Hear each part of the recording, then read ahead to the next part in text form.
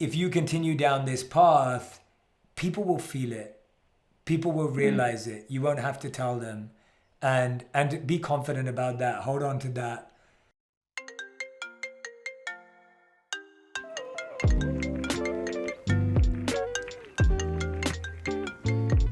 Hey everyone, so I put up a post on Instagram asking for your questions around love and relationships. We got hundreds of emails and responses, so thank you so much.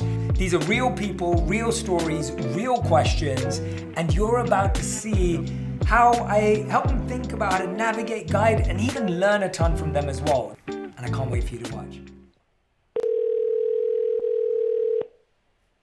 Hey Jay, how are you? I'm good. How are you? This is awesome. I'm great. Who am I speaking to? My name's Kate. Hey Kate. How is it going? I'm really good. How did you connect to my work? Oh my gosh, I've been following you on Instagram. I've listened to you on a few podcasts with like Chelsea Handler, Rob Dyrdek. I actually have your audiobook. So I've been following you for a while, so I'm so excited to talk to you. Oh, thank you so much. I genuinely appreciate that. What's your question today? I am 32 and just recently filed for divorce from my husband. We've been together for 11 years total, married 5.5. I guess my question is on moving on from something like that. I've had a lot of conversations, especially with male friends who are also divorced, and the pattern I'm finding is there's kind of a stigma with like a prescribed timeline for moving on for men versus women. So just wonder what your thoughts are on that, like in the sense like hypothetical situation, you meet someone, you hit it off, and then there's that conversation like, oh, I'm recently divorced. If first of all, the question is, Kate, is are you ready and when do you feel ready as an individual? Not when anyone else thinks you're ready, not when anyone else tells you that this is the rough timeline it takes. Because timelines and deadlines are just made up numbers or maybe suggested through research, but even then it's just a number that someone's come up with, and obviously it's an average, which means there are people that recover quicker and people that take longer. And so the first thing I would say for you as a focus is, do you feel ready? What do you want? Are you aware? Are you sure about what you want to take out into the world? Are you working on yourself to feel really confident when you do take that step? Do you feel happy and excited about the journey? I think that would be my first focus before even wondering about whether there would be a red flag or not. And if you've already done that and you're feeling confident about that, that's incredible. Then I'd say that when you start dating, if you're in that great space and someone sees the fact that you're recently divorced as a red flag, they're the wrong person. Yeah, absolutely. Well, and I feel like, I mean, obviously, like healing, it's not linear. I mean, name a single person in this world that's not healing from something. Yes. And I just feel like some of the conversations that I had, because, they're friends, but they've gone through divorce or their own issues. Sometimes I feel like it's a projection of their fear or what they went through with theirs, that they're saying like, oh, like this is what's going to happen to you. And that's not always the case. Awesome. Thank you, Kate. Thank you so much. I hope that was helpful. No, this was great. Thank you so much. I really you. appreciate it. Yeah, such a pleasure. And take care. Have a great day. Hello? Hey, how's it going? Hey, good. Jay, right? Yes, it's Jay. Who's that? Adam. Adam, nice to meet you. Very nice to meet you. Thanks for calling and letting me join the show. Tell me what your question was. I just got out of, ended a relationship over 10 months. And I kind of did a lot of soul searching, researching, learning, changed a lot of habits of mine. Everything from quitting marijuana, stopped drinking, and haven't even had coffee in 2 months.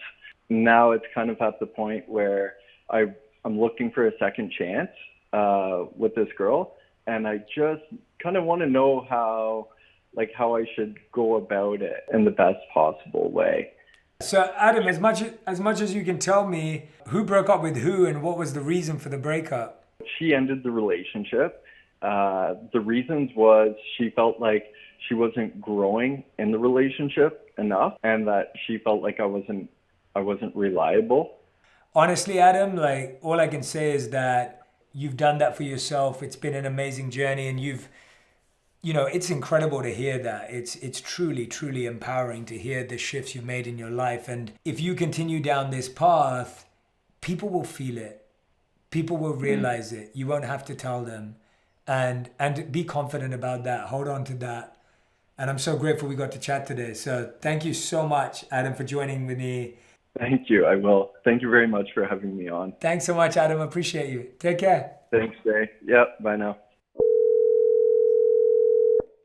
Hello? Hey, it's Jay. Hi, Jay. Hey, who's that? This is Lucy. Lucy, nice to meet you. Nice to meet you. How did you connect with my work? A friend of mine sent me one of your episodes on Purpose podcast, and then after that, I was hooked. I started reading you. I started listening to your book, following you on Instagram. What's your question? My husband and I have been together for 22 years. We've been married for 17 years, and all of a sudden, but he wasn't in love with me. He talked to our kids first. I didn't know any of it. He talked to them first. He didn't come to me. This happened last year around this time. All of a sudden, he just changed his mind and didn't say anything. It just, we were together again, but we didn't really talk about it. But during that time, he put a lot of doubt in 22 years of a relationship. So I don't know how to get over that. Yeah, thank you, Lucy, for being so open and honest with me. And I'm really sorry to hear about that. It sounds like you've dealt with it with so much courage and so much bravery, and that can never, ever, ever be easy. And we all know that it's easier to know the truth sooner, but people in their own mind think, oh, well, I don't want to say this to someone because it might hurt or upset them. And in the long term, it ends up upsetting them or hurting them more. And so I always encourage people, if you've fallen out of love with someone, or if you've changed your mind about someone, don't let there be months or years that go by before you tell that person, because it only hurts them more.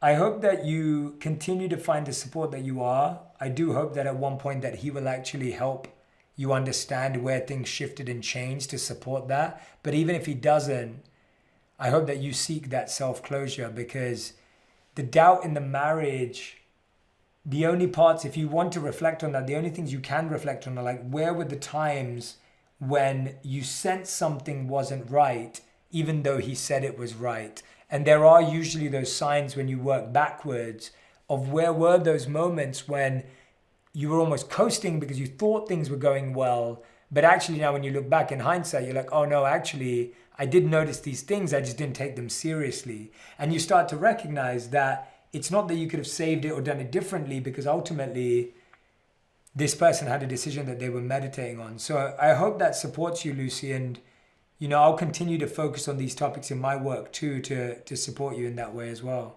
Yes, thank you. Thank you very much. No, thank you so much. And I appreciate speaking to you today. I'm wishing you all the best, and I'm going to put in a prayer and meditation for you today as well, and sending you lots of love. Thank you. I started meditating and listening to the Calm, using the Calm app. Oh, to see if that, I'm trying everything possible to move forward.